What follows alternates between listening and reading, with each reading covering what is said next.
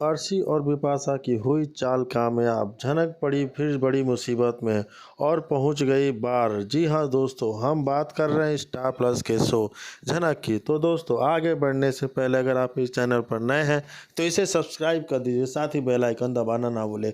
Video अच्छा लगे तो इसे लाइक ज़रूर कीजिएगा। चलिए आगे बढ़ते हैं दोस्तों। जैसे कि जो स्टार प्लस के शो झनक के आने वाले एपिसोड में हमें बहुत सारा हाई वोल्टेज ड्रामा और ट्विस्ट देखने को मिलेगा। हाँ, शो में बिपाशा के प्लान की वजह से झनक वापस से बार में पहुंच गई है और सभी वहां पर उसे बहुत टॉर्चर करते हैं और वह कहते हैं कि झनक जल्दी से रेडी हो जाए क्योंकि सभी उसका इंतज़ार कर रहे हैं और जो यहाँ एक बार आ जाता है वो वापस कभी नहीं जा सकता और उसे यहाँ डांस करना पड़ता है, जिससे झनक बहुत ही ज़्यादा शौक हो जाती है और वह उन्हें समझाने की कोशिश करती है कि वह यह लाइफ नहीं जीना चाहती और वह डांस नहीं करेगी, लेकिन वो उस पर बहुत टॉर्चर करते हैं और वह झनक से बेइज्जती कर ज़बरदस्ती डांस करवाना चाहते हैं। और अब शो के आने वाले एपिसोड में हमें यह देखने को मिलेगा कि और बहुत ज़्यादा दिलचस्प होगा कि आखिर झनक यहाँ पे कैसे निकल पाती है। क्या होगा जब बिपाशा की सच्चाई अनिरुद्ध और झनक के सामने आएगी। झनक की जी हाँ दोस्तों, जैसे कि हम देख रहे हैं कि जब कोर्ट रूम से झनक बाहर आती है तो बिपाशा और अर्शी बिपाशा अपने साथ ज़बरदस्ती उसे गाड़ी में बैठने को बोलती है। झनक मना करती है लेकिन फिर भी वह झनक को उस गाड़ी में बैठाती है और झनक जैसे ही वो गाड़ी में बैठती है तो वह ड्राइवर से बोलती है कि जल्दी से यहाँ से लेके चलो। तब झनक बहुत ज़्यादा घबरा जाती है और सोचती है आखिर बिपाशा ऐसी क्यों कर रही है। वो बिपाशा से पूछती है तुम ऐसा क्यों कर रही हो। तो बिपाशा बोलती है कुछ नहीं, बस चलो, और ज़बरदस्ती उसे ले जाके अपने पिता और उन गुंडों के पास सौंप देती है और वो लोग उसे लेकर एक बार में चले जाते हैं जहां वो उसे डांस करने के लिए और परफॉर्म करने के लिए उसे ज़बरदस्ती करते हैं।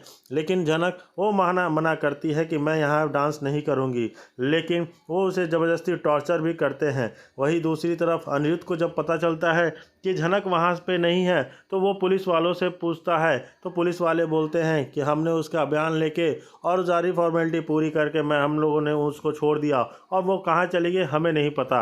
अब ये अनिरुद्ध बहुत परेशान हो जाता है और झनक को खोजने लगता है। तब उसे पता चलता है कि बिपाशा उसको लेके गई है तो वो उस रास्ते पे जाता है और बिपाशा की गाड़ी दिख जाता है तो उसके पीछे पीछे पहुंच जाता है।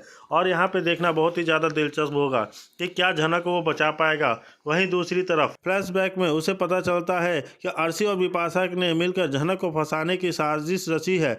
उन्होंने एक झूठी गवाह को खड़ा किया था जिसने कोर्ट में झनक के खिलाफ गवाही दी थी, लेकिन अनिरुद्ध के वकील ने उस गवाह का पर्दाफाश कर दिया।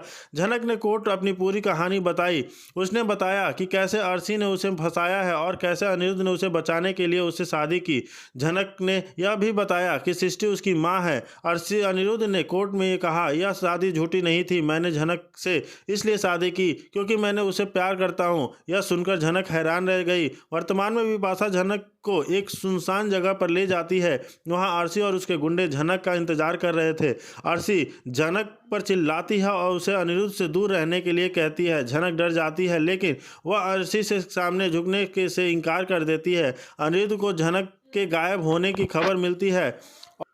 वह तुरंत झनक को बचाने के लिए निकल पड़ता है। रास्ते में उसे बिपाशा की गाड़ी दिखाई देती है और अनिरुद्ध गाड़ी का पीछा करता है और उस सुनसान जगह पर पहुंच जाता है जहां अर्शी और उसके गुंडे झनक को परेशान कर रहे थे। अनिरुद्ध और अर्शी के गुंडों के बीच लड़ाई होती है। अनिरुद्ध झनक को बचाता है और अर्शी को पुलिस के हवाले कर देता है। अनिरुद्ध और झनक एक साथ अपनी नई जिंदगी शुरू करते हैं। वह एक खुशहाल जीवन जीते हैं क्या और अभी अलग नहीं होते हैं, लेकिन उनकी ज़िंदगी में अभी भी कई मुश्किलें हैं। अर्शी जेल से छूटकर वापस आती है और अनिरुद्ध को जानक से ज़िंदगी में फिर से दखल देने की कोशिश करती है। बिपाशा भी अर्शी का साथ देती है और झनक को परेशान करने की कोशिश करती है। अनिरुद्ध और झनक को इन मुश्किलों का सामना करना पड़ता है। उन्हें अपने प्यार और रिश्ते को बचाने के लिए हर संभव प्रयास करना पड़ता है। अंत में अनिरुद्ध और झनक सभी मुश्किलों को पार कर जाते हैं और एक खुशहाल जीवन जीते हैं और अर्शी और बिपाशा को उनकी गलतियों का एहसास होता है और वे अनिरुद्ध और झनक से माफ़ी मांगते हैं। जी हाँ दोस्तों, ये सब तो होता ही है। उसके बाद अनिरुद्ध और अपनी झनक एक नई ज़िंदगी शुरू कर तो लेते हैं। क्या वो इतनी आसानी से अपनी नई ज़िंदगी को बचा पाएंगे? क्या अनिरुद्ध और झनक की ज़िंदगी और उनका प्यार मुकम्मल हो पाएगा? लेकिन वही दूसरी तरफ अर्शी भी आ जाती है कोर्ट से छूट के, जेल से छूट के, और उसकी माँ तो है खराब होने लगती है अचानक से। तो उसकी खराब तबीयत को देख के लालन घबरा जाता है। जल्दी से डॉक्टर को बुला लिया जाता है और जब डॉक्टर अपू की जाँच करके लौटती है तो पूरे घर में हलचल मच जाती है, क्योंकि डॉक्टर लालन को बताती है कि अप्पू मां बनने वाली है। यह सुनते ही लालन खुशी से झूम उठता है और अप्पू को गले लगा लेता है। फिर वो अप्पू को लेकर सीधे बोस हाउस पहुंच जाता है और वहां पूरे परिवार को यह खुशखबरी सुनाता है कि अब उनके घर में एक नया सदस्य आने वाला है। यह सुनकर पूरे परिवार में खुशी की लहर दौड़ जाती है। सभी बहुत खुश हो जाते हैं। लेकिन वहीं दूसरी तरफ बिपाशा के चेहरे की रंगत ही उड़ जाती है, क्योंकि बिपाशा को अब लालन जलन होने लगती है कि मैं उसे यकीन ही नहीं होता कि अप्पू माँ बनने वाली है, क्योंकि खुद बिपाशा अभी तक माँ नहीं बन पाई है। और इसी वजह से बिपाशा के दिल में जलन का घर बन जाती है और बिपाशा इस खुशी को किसी भी हाल में बेकरार नहीं करने देती है और चाहती है। उसे इस बात का भी डर सताने लगता है कि अप्पू माँ बनने के बाद जब उसकी अहमियत घर में और ज़्यादा बढ़ जाएगी और सबका प्यार सिर्फ अप्पू और उसके बच्चे को ही मिलेगा। इसी जलन के कारण बिपाशा तुरंत लालन से कह देती है कि ये सब गलत है, अप्पू माँ नहीं बन सकती, तुम्हें कोई गलतफहमी हो गई है। यह सब सुनकर लालन गुस्से में आ जाता है और बिपाशा को चेतावनी देता है कि अब वो अप्पू के खिलाफ कुछ नहीं बोलेगी, नहीं तो नतीजा अच्छा नहीं होगा। यह सब देखकर झनक भी खुश हो जाती है और लालन और अप्पू को बधाई देते हुए उन्हें गले लगा लेती है। लालन को भी झनक के इस प्यार के बहुत खुशी होती है, लेकिन अब कहानी में नया मोड़ आने वाला है, क्योंकि जब यह खबर अर्शी तक पहुंचती है तो अर्शी के पैरों तले ज़मीन खिसक जाती है। अर्शी को यह बिल्कुल भी अच्छा नहीं लगता कि अप्पू माँ बनने वाली है, क्योंकि उसे डर होता है कि कहीं अप्पू के बच्चे को उसके खुद के बच्चे से ज़्यादा प्यार ना मिलने लगे। इस डर से अर्शी भी अब जलन महसूस करने लगती है और उसे समझ नहीं आता कि वह इस परिस्थिति के कैसे निपटे। लेकिन अर्शी के दिमाग में एक और नई साजिश जन्म लेने लगती है।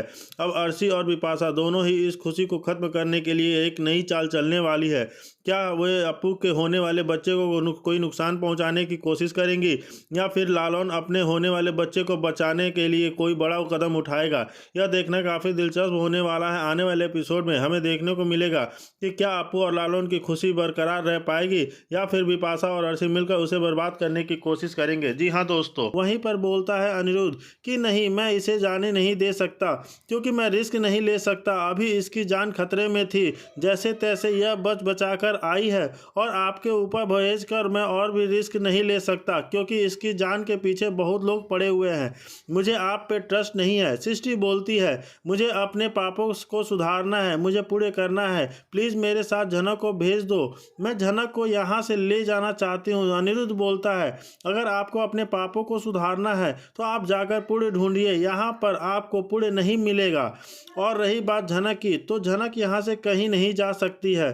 झनक बोलती है कि आपको याद आया कि आपकी एक बेटी भी है थी, लेकिन मैं आपको कभी भी अपनी माँ नहीं मान सकती। मेरी माँ इस दुनिया में नहीं है, और रही बात, वह एक ही थी और उसे ही मैंने अपनी माँ मानती हूँ और आपको उसका दर्जा नहीं दे सकती। और भले ही आप अपनी गलती सुधारने की कोशिश कर रहे हो, लेकिन मुझे इससे क्या मतलब? आपकी गलती सुधारने से मुझे क्या मिलेगा? सृष्टि बोलती है, ठीक है जनक, तुम मेरे साथ नहीं चलना चाहती तो कोई बात नहीं, लेकिन मैं तुम्हें यहाँ हमेशा मिलने आती रहूँगी और तुम भी मुझसे मिलने आते रहना। जनक बोलती है कि मैं आपको अपनी माँ नहीं मानती, इसलिए प्लीज़ झूठा दिखावा मत कीजिए। वहीं फिर बिपाशा बोलती है कि सृष्टि आंटी, आप इस तरह अर्शी का दिल नहीं तोड़ सकती।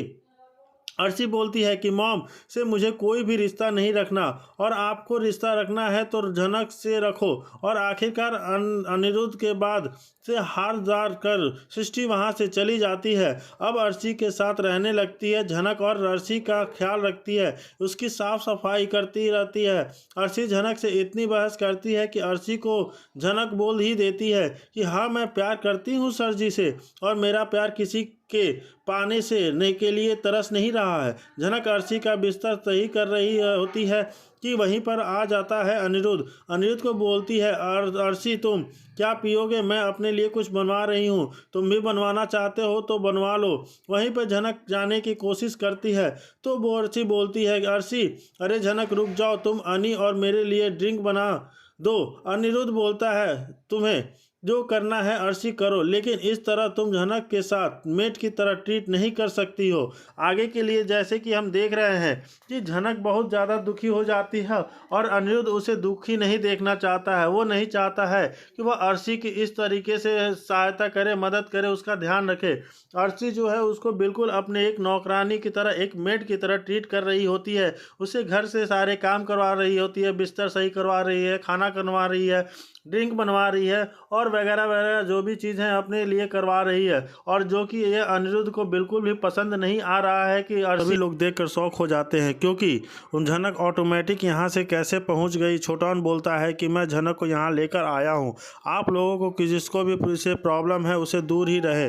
पूरा परिवार झनक को देखकर शौक हो जाता है और झनक जैसे ही बड़ो माँ को देखती है तो उसे गले लगाकर मिलकर रोने लगती है। और बड़ो माँ बोलती है, क्या हुआ झनक, तुम्हें क्या हुआ बताओ। झनक रोते हुए बोलती है कि बड़ो माँ मेरे साथ आज तक कुछ भी सही नहीं हुआ, हमेशा गलत हुआ। मैंने किसी का बुरा नहीं चाहा, लेकिन मेरे साथ हमेशा बुरा ही होता है। बड़ो माँ बोलती है, ऐसा कुछ नहीं होगा, तुम्हें